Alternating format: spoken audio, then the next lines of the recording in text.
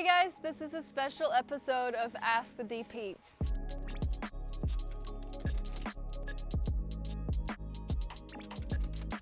We're in Sanya, Hainan, and we're in a village called Houhai.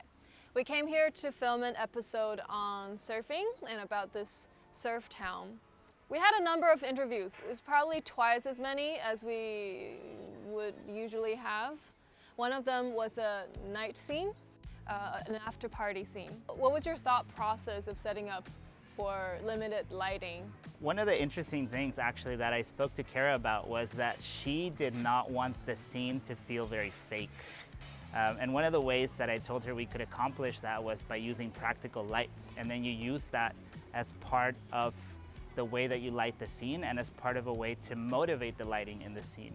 So we decided that it was a better idea to place the camera on the sand facing towards the hostel because of the practicals, and also because in the shot you actually see a lot of practical lights that are on in the lobby and in the bar area of the hostel, and that just adds a lot more depth to the shot.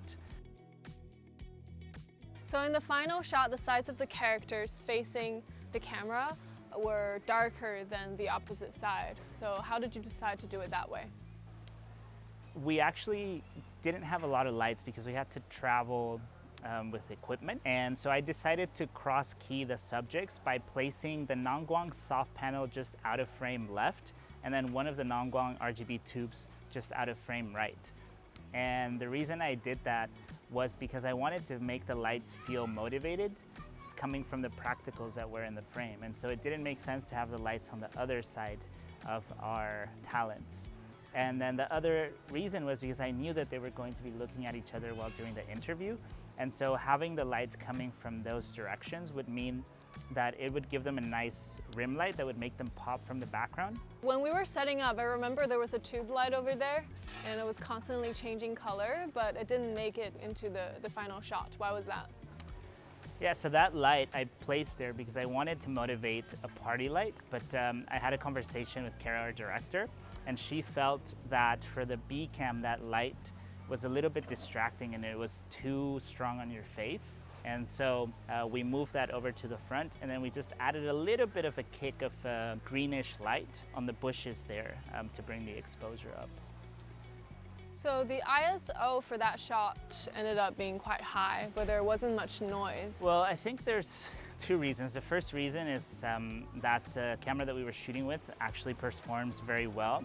So for example, in this situation, we were shooting on the A cam, I think close to an ISO of 5000. And the other reason is, even though it's counterintuitive, actually, it's better to raise your ISO when you're filming S-Log on the A7, S2 to get a brighter exposure, because if you don't, you're gonna end up with more noise.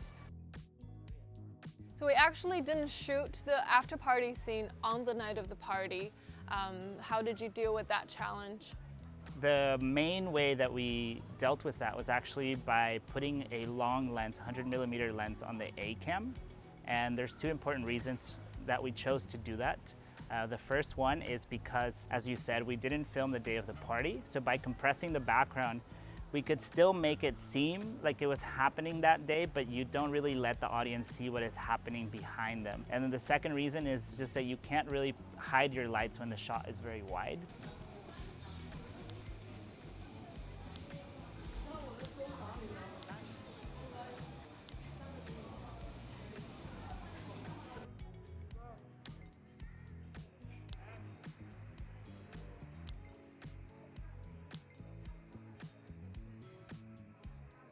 So that's all the questions for today for this episode.